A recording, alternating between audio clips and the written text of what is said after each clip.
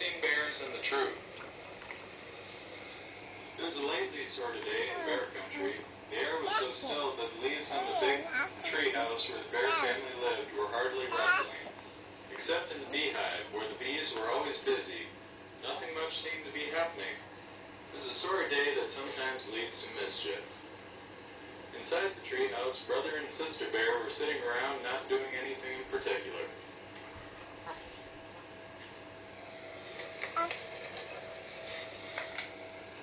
Brother was holding a soccer ball.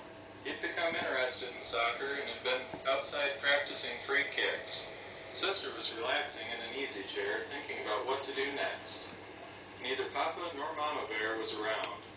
Papa was in a shop working on some furniture, and Mama was out shopping.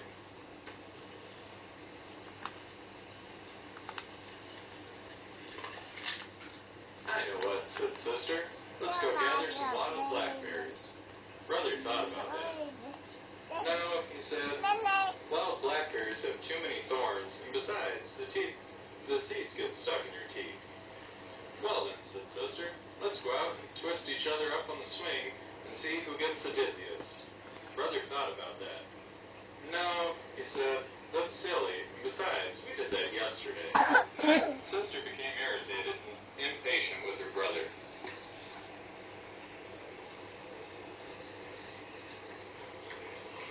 What is that?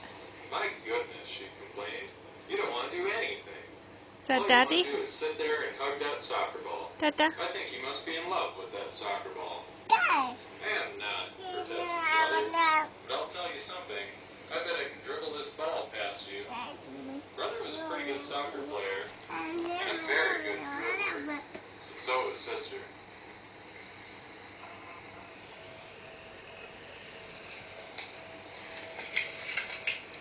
The only one who saw what happened next, besides the Cubs, was a mockingbird who was perched on a twig outside an open window. Brother faced Sister. The ball was on the floor between them. First, Brother moved the ball with his right foot, then with his left, trying to trick Sister out of position. Then, quick as a flash, he gave the ball a sharp kick with his right.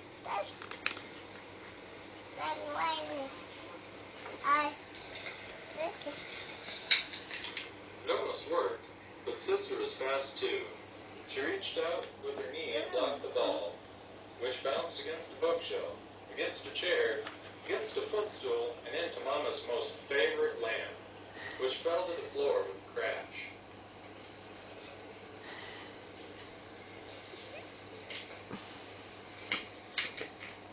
Mockingbird let out a screech and got out of there as fast as its wings would carry it.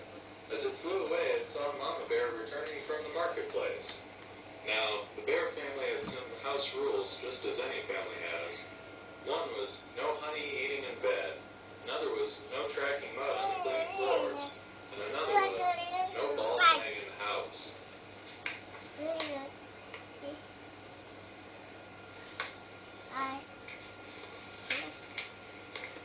What to do? Brother looked at Sister. Sister looked at Brother. They both looked at the broken lamp. They both listened in horror as Mama came up the front steps into the house. All Brother had time to do before Mama came into the room was roll the ball behind Papa's chair. My lamp, said Mama. My best lamp. What happened? She asked, looking into her cub's eyes. Tell me about it. The cubs looked into Mama's eyes, then at each other, and then they began to tell one of the biggest whoppers that has ever been told in Bear County.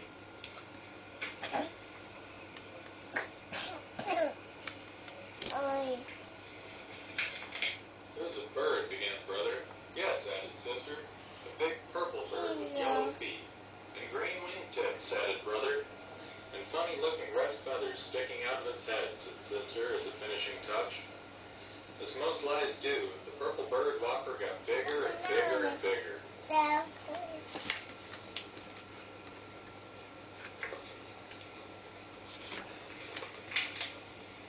Yes, continued the Cubs, and it flew in that window, zoomed around the room, and knocked over the lamp.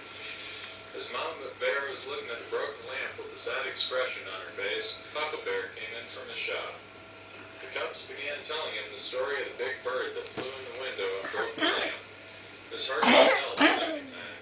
For one thing, they couldn't quite remember how they told it the first time.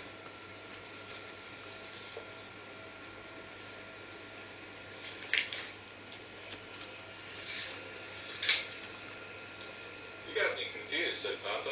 Was it a purple bird with green wingtips and yellow feet? Or a yellow bird with purple wingtips or green feet? Or was it a white bird with black spots, like that soccer ball behind my easy chair? But the thing that really made it hard the second time was how very sad Mama looked as she picked up the pieces of the broken lamp.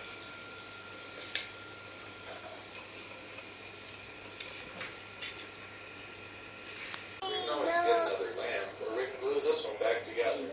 What I'm sad about is the thought that maybe, just maybe, my cubs, whom I've always trusted, aren't telling me the truth.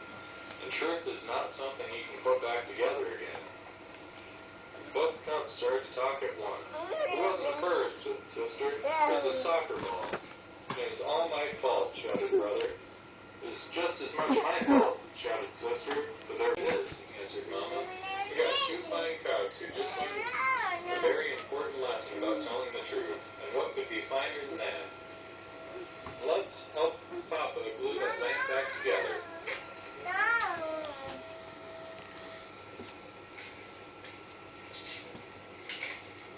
Nobody really expects cubs to be perfect, and from time to time, Brother and Sister Bear did forget the rules. Brother ate honey in bed a couple